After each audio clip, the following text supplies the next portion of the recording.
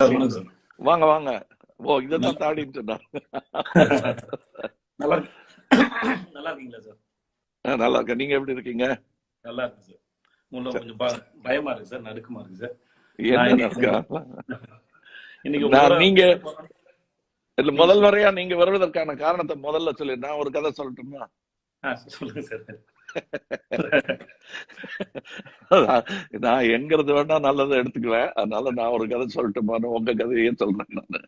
எனக்கு ரொம்ப அதாவது நீங்க இந்த பிக் பாஸ் நிகழ்ச்சியின் போது ஒண்ணு சொன்னீங்க, அடுத்த தலைமுறைக்கு எப்படி எடுத்துட்டு போறீங்க உங்களுடைய நீங்கள் பெற்றதை கற்றதை எப்படி அடுத்த தலைமுறைக்கு கொண்டு போறீங்கிற மாதிரி ஒரு கேள்வி கேட்டீங்க. அதுக்கப்புறம் யோசிச்சு பார்த்தேன், ஐயோ நல்ல ஆழமான கேள்வியா இருக்க, எப்படி அப்படின்னா அதுக்கு பதில் நீங்களே தான். வணக்கம் வணக்கம் வணக்கம் சார். நல்லா இருக்கீங்களா? நன்றாக இருக்கிறேன். நீங்கள் எப்படி இருக்கிறீர்கள்? நானும் நல்லா இருக்கேன். உங்ககிட்ட பேசும்போது நிறைய விஷயம் கத்துக்க போறேங்கிற ஒரு ஆர்வமும் அந்த ஒரு சில விஷயங்கள்லாம் சந்தோஷம் சந்தோஷம் சார். அந்த படத்தை நீங்க எப்படி சார் பண்ணீங்க? அந்த மாதிரி அந்த படம் என்பது, அந்த படத்தில் நான் செய்ததற்கு காரணம் என்று கேட்டீர்கள் என்றால் அதுதான் அந்த திரைப்படம். அது எந்த படம்? அது என்ன படம் சொல்லலையே, சொல்லுங்க. எந்த படம்? நானும் எந்த படம் சொல்லலையே. அதுதான் நீங்க பேசுனீங்கன்னா நானும் பேசுவேன். என்னால பேச முடியும், உங்களுக்கு மேலையும் பேச முடியும். கிராக்கிங் தி பாடிங்கிறது வந்து ஐ ஹேவ் 36 ஃபிராக்சர்ஸ் இப்போ உடம்புல. அதுவே என்னை கொஞ்சம் ஒரு மாதிரி, அதுக்கேத்த மாதிரி நான் என்னுடைய காட்சி அமைப்புகளே மாற்ற வேண்டியதாயிடுச்சு. ஏன்னா 3 டிஸ்க் ஸ்லிப்பு, 36 ஃபிராக்சர் அந்த மாதிரி இருக்கு. ஸ்கல்ல கூட ஃபிராக்சர் ஆயிருக்கு எனக்கு. இது கலைஞன் போது கார்கடியில போய் சைட்ல நிறைய மூக்கு உடைஞ்சிருக்கு, பல முறை மூக்கு உடைஞ்சிருக்கு.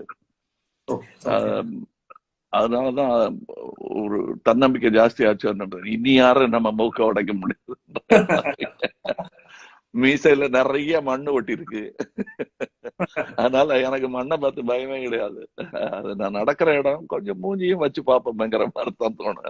ஏன்னா பல முறை தெருவுல விழுந்து இழுத்துக்கிட்டு போயிருக்காங்க என்ன. அப்புறம் இந்த படத்துல நீங்க வந்து ஒரு விஷயம் பண்ணிருப்பீங்களா சார்? அந்த படம் தானே. அந்த படத்துல வந்து நான் கயிறு கட்டி மேல இருந்து குதிச்சு பின்னாடி வழியா கீழே விழுகணும். இதுதான் அந்த படத்துல அந்த ஸ்டண்ட் மாஸ்டர் சொல்லிட்டாரு.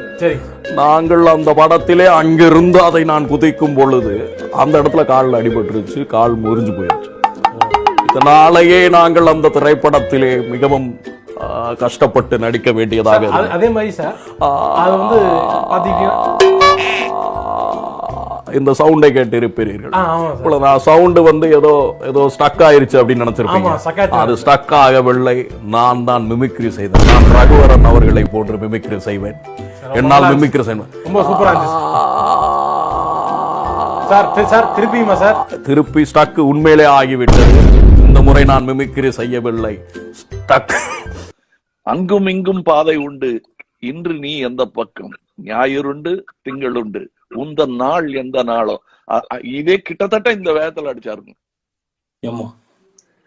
இத பாத்துக்கிட்டே இருந்து இதுல இருந்து வந்த காதல் தான் சினிமா காதலாக மாறியது. ஸ்ரீதேவி என்ன பண்றதா? ஏன்னா அப்படி ஒரு பாடல் உருவார அந்த சந்தோஷம் இருக்கு தெரியுமா? ஒரு தத்தகாரன் சொல்லி அதோட கவிஞன் எடுத்து சொல்லுமா அந்த இது, அது ஒரு காதலாதான். அவங்களுக்குள்ள காதல் வந்துருச்சுங்கிறத இதை விட சுருக்கமா சொல்லவே முடியாது. அதுக்காக அப்படி வந்ததுதான். அதை பாலச்சந்திர சார்ட்ட சொல்லி காட்டும்போது, ஆமா நல்லா இருக்குல்ல, அப்படி ஒரு லோசின் இருந்தா நல்லா இருக்கும் அப்படின்னாரு. அப்படி வந்ததுதான் செப்பி இருக்குது. சார் இப்ப வந்து காதல விசில் அடிப்பேன், அவனுக்கு மூக்குலயே விசில் அடிப்பேன் பாத்தீங்களா? Sir super sir. ஆமா நல்லா இருந்துச்சு சார், செம்மையா இருந்துச்சு சார். வாவ்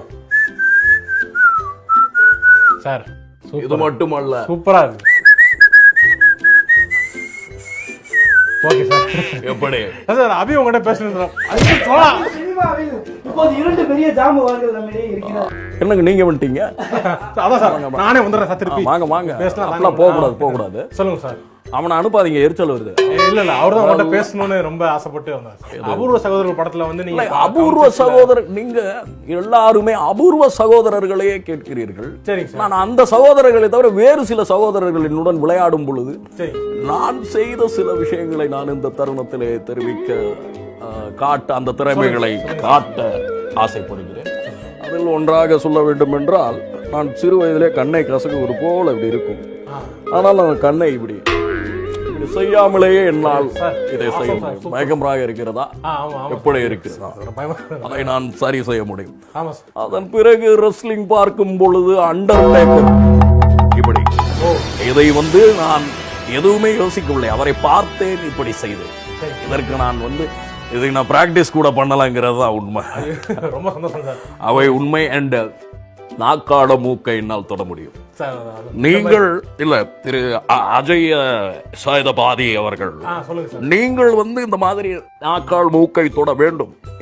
ஏனென்றால் நாங்கள் எல்லாம் தொட்ட காலம் என்பது வேறு. இன்று நீங்கள் நாக்கால் மூக்கை தொட வேண்டிய காலம் என்பது இப்பொழுது வந்து கொண்டு அறணும் செருப்பாலன்னு தான் ஆரம்பிப்பாங்க அவங்க. அப்படி வேணாம், நான் விடுங்க. என்னுடைய கோபத்தை அவங்க பட்டுட்டதுனால என் கோபம் கொஞ்சம் தணிஞ்சிரும். இந்த குழந்தைகளுக்கு தரையை அடிச்சு காட்டுவாங்க இல்லையா, கீழே விழுந்துட்டதும் தரையை அடிச்சு அடின்னு அடிச்சாங்கன்னா சிரிக்க ஆரம்பிச்சிடும். அப்புறம் அந்த மாதிரி சிரிக்கிற பிள்ளையா மாறிட்டேன்னு நினைக்கிறேன் நானு. மற்றபடி கோபம் எனக்கும் உண்டு. அதுக்கு அந்த விமர்சனத்துல கிண்டல் இருக்காது. நீங்க பாத்தீங்கன்னா அது கரிசனத்தோட இருக்கும். அது பத்திரிகையாளர்களே கூட வைப்பாங்க. அத இவ்வளவு நல்ல நடிகர் இந்த மாதிரி படத்துல நடிக்க கூடாதுங்கிறதுல ஒரு சின்ன பாராட்டு இருக்கு. இல்ல நான் என்ன சொல்றேன், அது இல்லாம நீ பெரிய ஆளா நானும் தான்டா பெரிய ஆள்னு காட்டுறதுக்காக குத்துவாங்க. எல்லாம் பேதபதி, உங்களுக்கு வந்து எந்த கோபம் எதுவும் இல்லையே, நான் ரொம்ப போர் அடிச்சுட்டானோ? ஐயோ சார், ரொம்ப சந்தோஷமா இருக்கு சார். மிகவும் சந்தோஷமாக, எனக்கு ரொம்ப சந்தோஷமாக இருந்தது.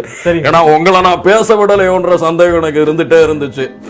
இப்ப கூட அது என்ன பேச வர்றீங்கன்றத நான் கேட்காம போயிட்டனோ, அதை வந்து நீங்க சொல்லவே முடியாம போயிருச்சோ அப்படிங்கிற கவலை அதாவது என்னுள் இருக்கக்கூடிய மின்சோகம் என்னை கடந்து செல்லும் என்கிற வார்த்தைகளுக்கு இணங்க தேடிச்சோறு இதந்தின்று பல சின்னஞ்சிறு கதைகள் பேசி மனம் வாடி துன்புடன் உங்கள் வாய்ஸும் நான் பேசுவேன். அந்த வாய்ஸும் நான் வாய்ஸை எடுத்துக் கொண்டிருக்கிறேன். மிமிக்ரி என்பது விக்ரம் திரைப்படத்திலே அந்த ஆரம்பத்தில் ஒரு ராக்கெட் போகும் பார்த்திருப்பீங்க எல்லாரும்.